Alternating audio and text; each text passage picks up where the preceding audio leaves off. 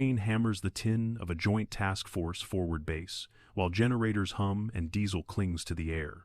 12 Navy SEALs crowd a damp table of laminated maps. Boots printing mud across the concrete. Lieutenant Cole Mitchell traces a careful route through jungle contours with his gloved finger. Quiet and exact. Major Brandon Keene leans on certainty and says backup is not needed.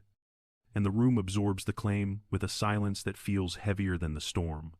Staff Sergeant Avery Reed sits beneath an awning and assembles her M2010 enhanced sniper rifle, chambered in .300 Winchester Magnum with patient hands.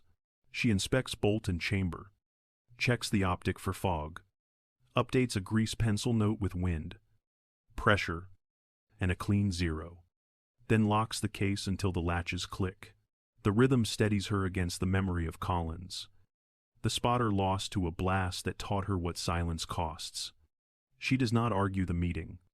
She simply prepares, feeling the line between orders and conscience draw tight as rain keeps beating the roof tonight. Under a tin awning at the Joint Task Force base, Staff Sergeant Avery Reed spreads her gear in a clean grid and works from left to right with quiet discipline. She tapes a range card to her sling, updates barometric drop and wind on a dope card, and checks a Kestrel 5700 for temperature, pressure, and direction. Her M2010 enhanced sniper rifle in .300 Winchester Magnum rests across a mat while she inspects the bolt, confirms a clean chamber, and looks through the optic to verify a sharp reticle. She keeps fog off the glass with a lens cloth and dry caps before closing the turret caps and stowing desiccant. Her father taught a simple rule that settled into muscle memory. Let the trigger break the shot and never rush the breath. Iraq sharpened her eye for walls that hid intent and for alleys that whispered trouble before footsteps arrived. Afghanistan taught the long look, reading ridgelines, wind seams, and heat shimmer across open rock. The blast that took her spotter R. Collins left a weight that silence could carry but never set down. Inside the ops tent, Captain Dana Park assigns Overwatch at Grid 7 Alpha. Presence expected. As Avery asks about exceeding 20 and Major Keene dismisses it. Rain beads on a damp table of laminated maps while Lieutenant Cole Mitchell briefs the route across jungle, draws, and ridgelines. He sets movement formation with spacing, sectors, and a pace plan naming primary, alternate, contingency, and emergency nets. MGRS grids anchor each phase line and release point. Terrain notes mark saddles, is purse, dead ground, and a short medevac plan lists pickup criteria and nearest surgical support. Mitchell closes with a brief ROE reminder that requires positive identification before fires. Major Brandon Keene speaks from a TOC posture and asserts tight control, directing hold fire unless visual PID is achieved. He downplays the chance of large contact and frames the area as low threat. The room listens and nods while doubt settles like mist across the floor. Staff Sergeant Avery Reed stands at the edge and marks her map with ticks that match her range card. She cross-checks wind, pressure, and elevation against notes and confirms her dope. She lowers the M2010 case lid and lets a soft snap close the latch before securing the handle. She accepts the chain of command and the plan while feeling ground truth gather outside the wire, ready to test every line. Dawn drifts in as a light drizzle over dense jungle while Lieutenant Cole Mitchell moves first through the trees. 12 Navy SEALs follow low and quiet with tight hand signals, spacing, and strict noise discipline. Boots place on roots and rock. Muzzles stay off the mud, and every pause lines up sectors without a word. The patrol breathes with the rain and fades into the green like they were built for it. On the north ridge, Staff Sergeant Avery Reed crawls under wet leaves, gilly veil heavy with water as she selects a hide that offers cover. Increase exit, and a lane of sight into valley. She plants a sturdy tripod and clamps the rifle into a hog saddle, keeps the bipod folded as backup, then settles natural point of aim, levels the rifle, and checks parallax. A dry press confirms a clean wall on the trigger. Then She opens a notebook. Reads, a Kestrel 5000, 700 for temperature, pressure, and a slight crosswind, and dials elevation from her range card with plus 0.2 mil wind for the first solution. She tightens sling tension, builds a firm body position for recoil control and follow through, and lets disciplined breathing slow each movement until the hide feels as steady as stone. Staff Sergeant Avery Reed settles behind her rifle on the north ridge and scans through a clip on thermal set to white hot. She toggles focus in short steps to cut through moisture and lets the image cue her eye before shifting to the day optic for positive identification.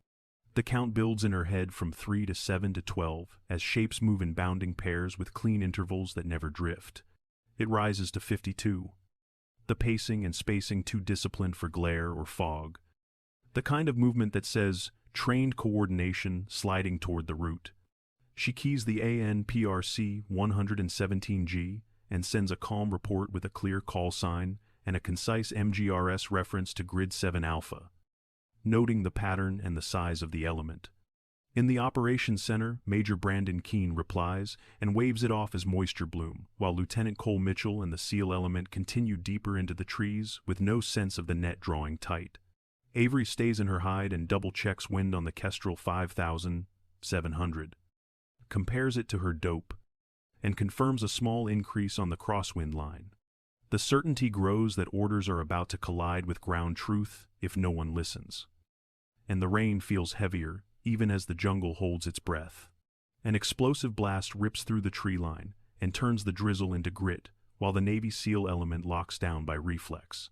Lieutenant Cole Mitchell calls contact left and right, snaps sectors, and directs return fire as he shoves a casualty into cover and checks bleeding. He keys the net with a clean grid, pushes a sit rep, and keeps voices short and calm even as rounds tear bark from both flanks.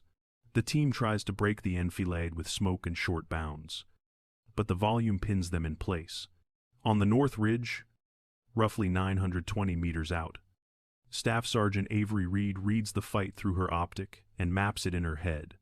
She picks out a machine gun dug in along a narrow ridge and an RPG team moving to a firing lane, then tracks runners feeding belts and passing signals.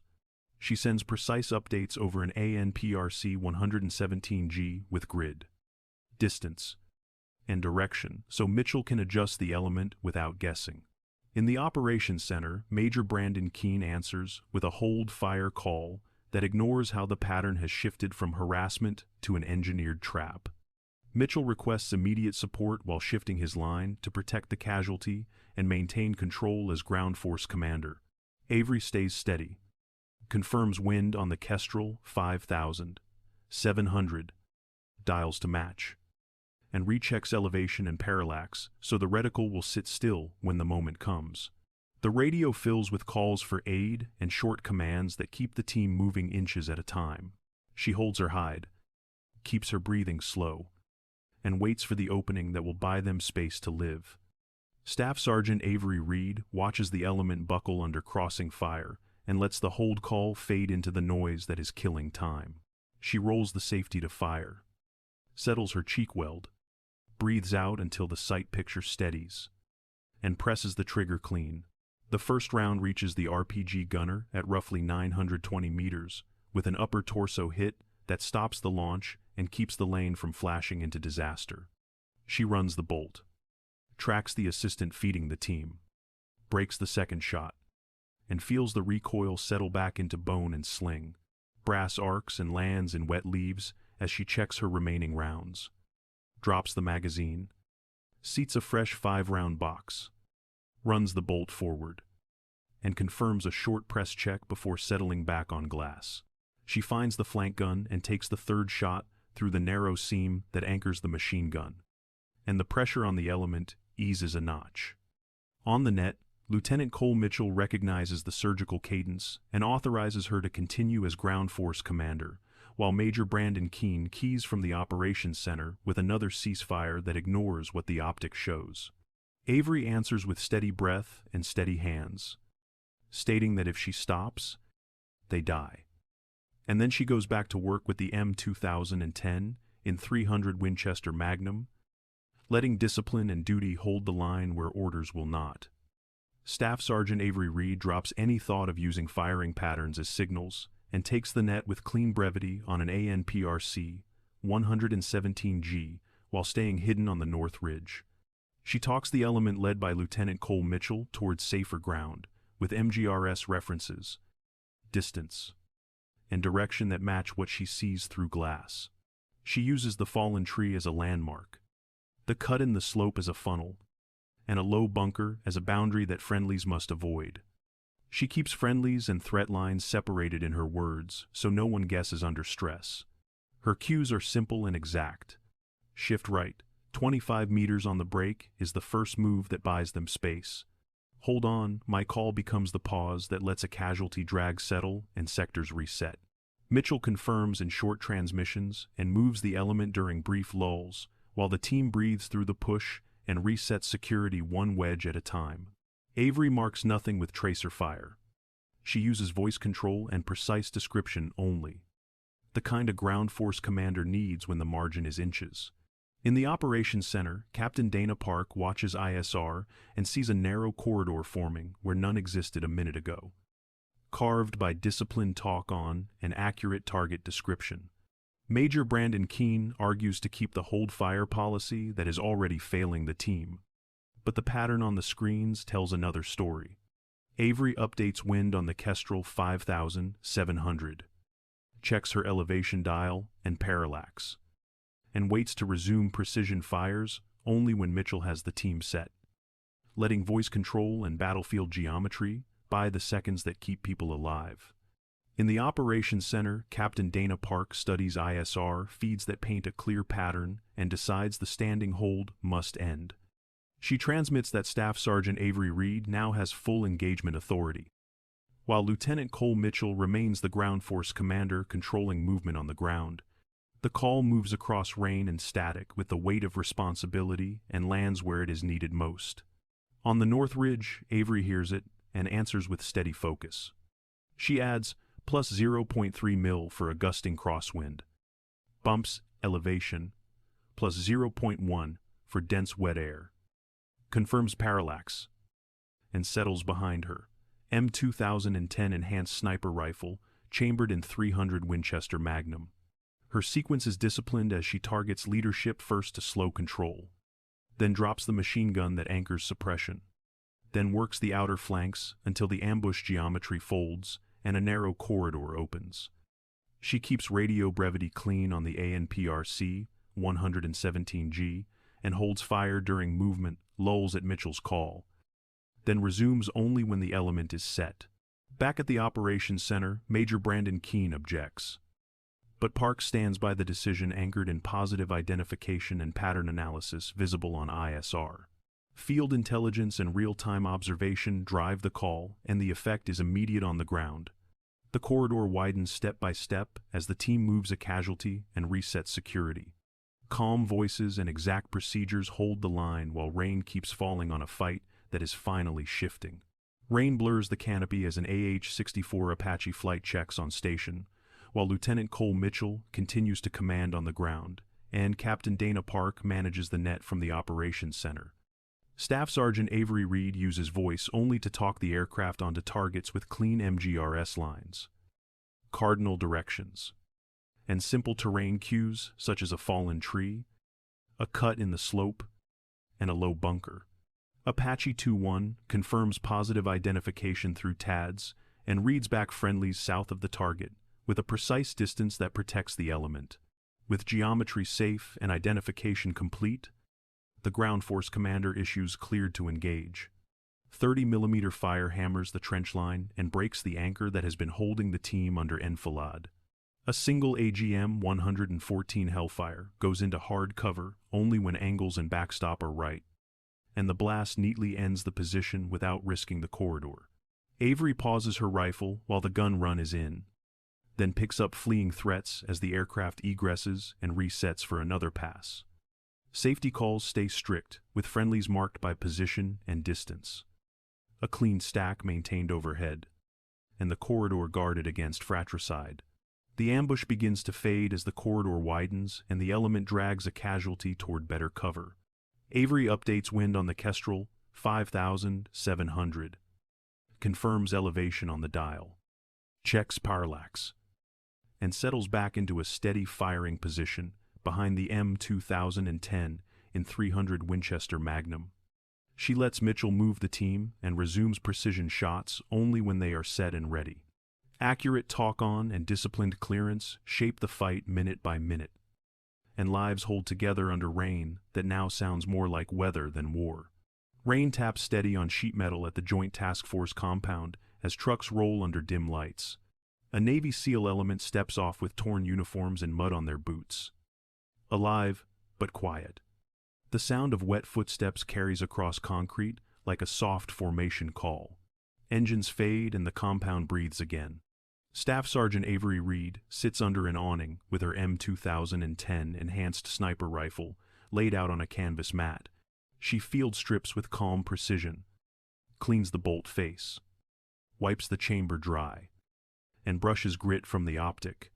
Parts line up in order, then return to place until the final click feels clean and certain. The rifle rests across the mat the way a tool should when the work is done right. Lieutenant Cole Mitchell approaches with a bandaged forearm and stops at arm's length. The handshake is brief and steady. Respect carried in the grip rather than in words. Captain Dana Park kneels beside the mat and acknowledges that Avery's Overwatch kept a window open long enough for air and maneuver to finish the fight. Avery answers with humility and turns one last time to check the chamber. The safety and the clean seating of the bolt. The mood stays sacred and restrained. No speeches rise above the rain. The room's truth is carried by wet boots on concrete and the quiet rhythm of a weapon returned to order. Ranks, terms, and handling remain exact. And the only ceremony is the sound of rain that does not need to be told what it means. Rain taps on sheet metal and the hangar smells like wet concrete and diesel as Major Brandon Keene strides in with a folder under his arm. He scans the room like a man building a case before the first word is spoken. The Navy SEAL element stands along the wall. Boots leaving dark crescents on the floor. Engines outside idle low, then fade until only the rain remains. Colonel Michael Hart arrives soaked from weather. Cap tucked under one elbow, and the room straightens without being told. He conducts a formal relief of command for negligence and failure to act on field intelligence. An action within his authority as the Joint Task Force commander. The language is clean, procedural, and final, carried in concise steps that require no emphasis. The folder in Keene's hand hangs for a beat, then lowers as the decision lands. Staff Sergeant Avery Reed stands off to the side with her M2010 secured. Bolt forward on an empty chamber. Sling tightened. Lieutenant Cole Mitchell and Captain Dana Park remain at attention, professional and silent, letting the act speak for itself. Hart turns to Avery and offers measured respect for 12 Americans who made it home because Overwatch held when it mattered. Around them, the formation answers with posture and presence rather than applause. A quiet acknowledgement that authority carries responsibility and that accountability is not spectacle. The rain keeps time on the roof while the command team signs what needs signing, and the room returns to work with a gravity that honors the cost. Late afternoon settles on the red clay range at Fort Benning as Staff Sergeant Avery Reed moves behind a line of nervous cadets. Rifles rest on bipods, muzzles downrange, eyes bouncing between targets and sights. She starts at the feet and works upward, setting heels, knees, hips, shoulders, cheek weld, and grip. Natural point of aim is checked by closing eyes, breathing twice, and seeing if reticle returns to center. Avery teaches a simple cycle. Inhale, pause, exhale to the natural break, press straight to the rear, and hold the shot until the sight picture settles. She shows a dope card for wind and elevation, explaining holds when a breeze drifts across berms. Battlefield lessons fold into training as she reminds them that thermal is only a cue and that positive identification must be confirmed through the day, optic, before a round leaves the chamber. One cadet asks how she knew to go against a bad call, and Avery answers like a mentor rather than a hero. Judgment is built from what you see, what you know, and what your conscience can carry. And the weight that follows belongs to you. The line moves as a breeze shifts, and she nudges an elbow, tucks a shoulder, steadies a sling. The next shot breaks clean, and the class gathers brass before heading back to the barracks a little steadier and wiser. The neighborhood is quiet after rain, streets shining under porch light as Lieutenant Cole Mitchell pulls into his driveway for the first time in months. He kills the engine and steps out, and his little girl sprints across the wet grass in bright yellow boots that splash at every stride. His wife waits in the doorway with relief spread across a tired smile, hands at her cheeks as the three shapes fold into one. The duffel on his shoulder feels heavier than it looks, straps digging just enough to remind him of miles he cannot count. Inside, the door closes and the air changes, warm and still for once. A bandage tugs under his sleeve as he sets the bag down, boots landing with a soft thud on the welcome mat tonight. A jacket finds its hook. A meal meets heat again, and a child is held a little longer than usual while the clock in the kitchen keeps easy time now. Rank stays outside for the night as the house breathes around them, and the quiet says what needs saying, that the fight ended so this moment could exist.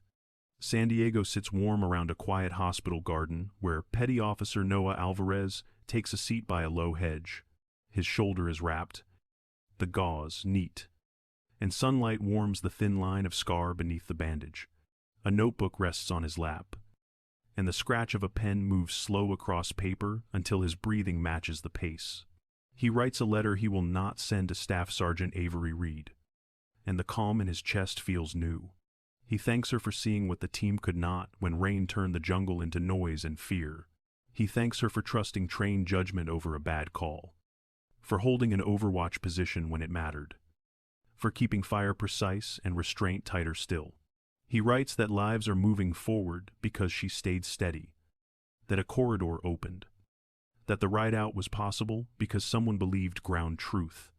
The garden smells like cut grass and faint salt, and as the pen lifts, he closes the notebook and lets the afternoon stay quiet. A small piece earned without fanfare today. In the late sun there, Captain Dana Park sits in a quiet office where a dim desk lamp pools light across after action notes and ISR screenshots. She drafts a training update that turns field lessons into doctrine, line by line, with a dog-eared field manual open beside the keyboard. Procedures become explicit for Staff Sergeant Avery Reed's Overwatch model. Thermal is used only as a cue. Positive identification is confirmed through the day. Optic. MGRS talk-on is precise, and the ground force commander grants clearance for close combat attack when geometry is safe. She writes a target sequence that prioritizes leadership first, machine guns next, then the outer flanks to open a corridor while protecting friendlies. She slides a framed commendation into a drawer and focuses on clear checklists and clean radio brevity examples that a tired platoon can follow at 2 in the morning. A case study entry reads, Mindanao Engagement, Overwatch Integrity Protocol, formatted for use across the task force. A signature block waits for approval while the rain taps the window, and accountability feels like process made real rather than ceremony. Evening settles over the red clay range at Fort Benning as the field empties and the wind softens. Staff Sergeant Avery Reed sits on a bench with her M2010 enhanced sniper rifle across her lap, muzzle safe and magazine removed. She wipes the barrel in slow strokes, opens the bolt, and checks the chamber before closing the caps on the optic. The last light sinks behind quiet berms and turns the clay a deep, calm red. Her thumb pauses on the engraving that reads R. Collins, never miss twice, and the metal feels warm from her hands.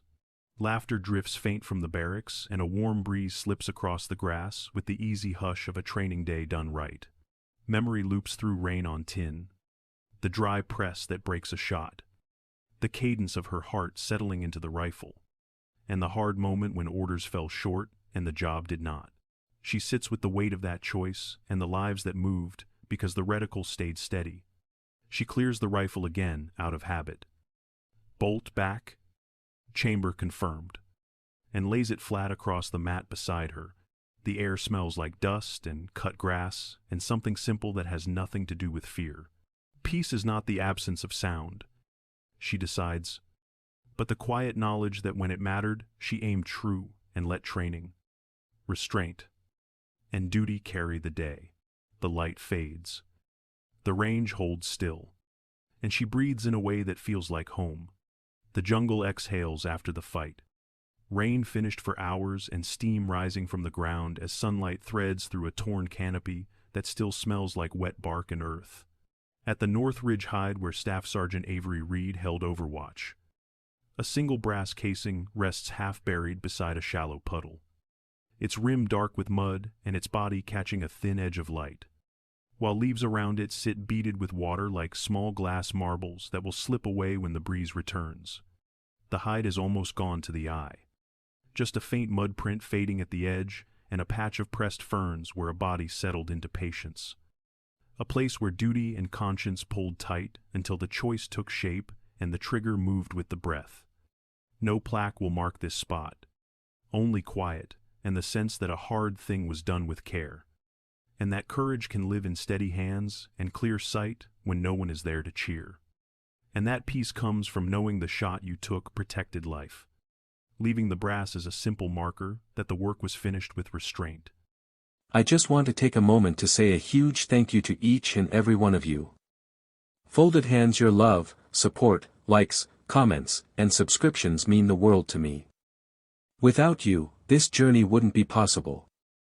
Every view, every share, and every encouraging word keeps me motivated to create more content for you all. I'm truly grateful to have such an amazing community by my side. Let's keep growing together and making this journey even more special. Red Heart.